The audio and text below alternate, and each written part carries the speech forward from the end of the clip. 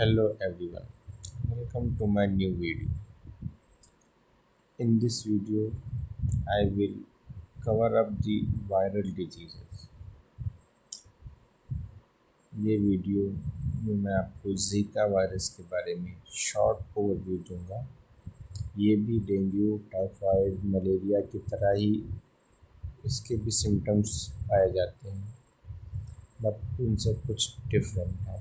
ठीक है, तो जीका वायरस कैसे होता है, क्या मोड ऑफ ट्रांसमिशन है, क्या प्रिवेंशन है, ये सब चीज़ें हम देखेंगे। ठीक है, तो जीका वायरस का शॉर्ट व्यू। तो सबसे पहले क्या इसका कॉज क्या है, तो कॉज बाय जीका वायरस। ठीक है, जीका वायरल डिजीज़ जो है वो जीका वायरस से कॉज होती है। ठीक है, Zika spread mainly by Aedes mosquito. ठीक है, स्पेशली एडीज मॉस्किटो से ये स्प्रेड होती है, specially Aedes aegypti. Aedes mosquito की कौन सी वैरायटी से? एडीज इजिप्टी से ये स्प्रेड होती है। ठीक है, कॉज हो गया आपका।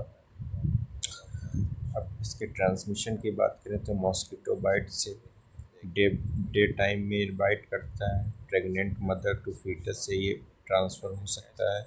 सेक्सुअल ट्रांसमिशन से ट्रांसफ़र हो सकता है। ब्लड ट्रांसफ्यूजन से। ठीक है, 4 तरीक़ों से 1% to another person Zika virus जो है वो ट्रांसफ़र हो जाता है। ठीक है, साइंस एंड सिम्टम्स की बात करें, यूजुअली माइल्ड और एब्सेंट। पहले तो बात ये है कि या तो बहुत कम होते हैं या होते ही नहीं। ठीक है, नो, एब्सेंट होते हैं। जैसे कि क्या अगर होंगे तो कौन से होंगे, तो लो ग्रेड फीवर होगा, skin rashes will be present, joint pain will be there and red eyes. ठीक है, like conjunctivitis will be seen and muscles pains and headache. ठीक है, मसल पेन और हेडेक होगा।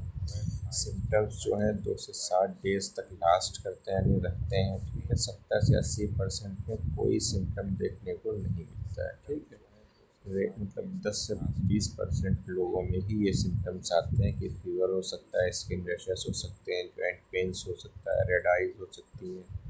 ठीक है, कॉम्प्लिकेशंस में वही सब है कि इफ़ इन प्रेगनेंसी, अगर प्रेगनेंसी के टाइम पे वुमेन जो है, मदर जो है, अगर वो जीका वायरस से अफेक्टेड हो गई, ठीक है, तो microscopically and brain defects in new born, तो जो न्यू बॉर्न होगा उसके अंदर ब्रेन डिफेक्ट्स, यानी ब्रेन अच्छे से डेवलप नहीं हो पाएगा या माइक्रोसेफेली हो सकता है उसको। ठीक है, एंड एडल्ट में अगर ये चीज़ अफेक्टेड है तो क्या होगा, गुलियन बारे सिंड्रोम। ठीक है, ये रेयर होता है।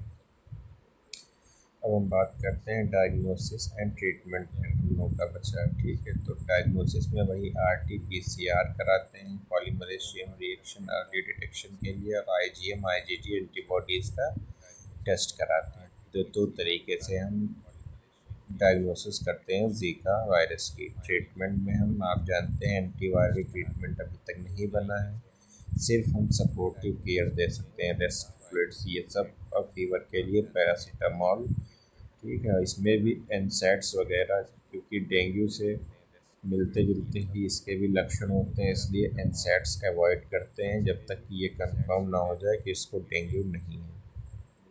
ठीक है, प्रिवेंशन की अगर हम बात करेंगे तो मॉस्किटो कंट्रोल नेट्स, वही मॉस्किटो को बाइट करने से कंट्रोल करना होगा। तो इसमें क्या है, मॉस्किटो नेट्स का यूज़ करें।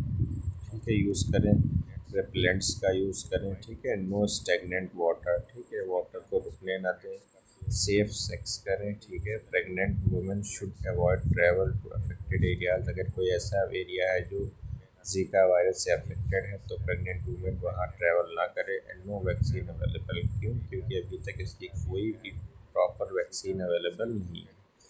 ठीक है, तो ये आपका जीका वायरस फॉर्म के लिए शॉर्ट नोट्स हो जाएगा। ठीक है, आई होप आपको चीज़ें अच्छे से समझ आ गई होंगी। ठीक है, इसी तरीके से अपना प्यार दिखाते रहिए जिस तरीके से आप लोग मुझे अपना प्यार दिखा रहे हैं। ठीक है, मिलता हूँ आपसे अगले वीडियो में, तब तक के लिए बाय।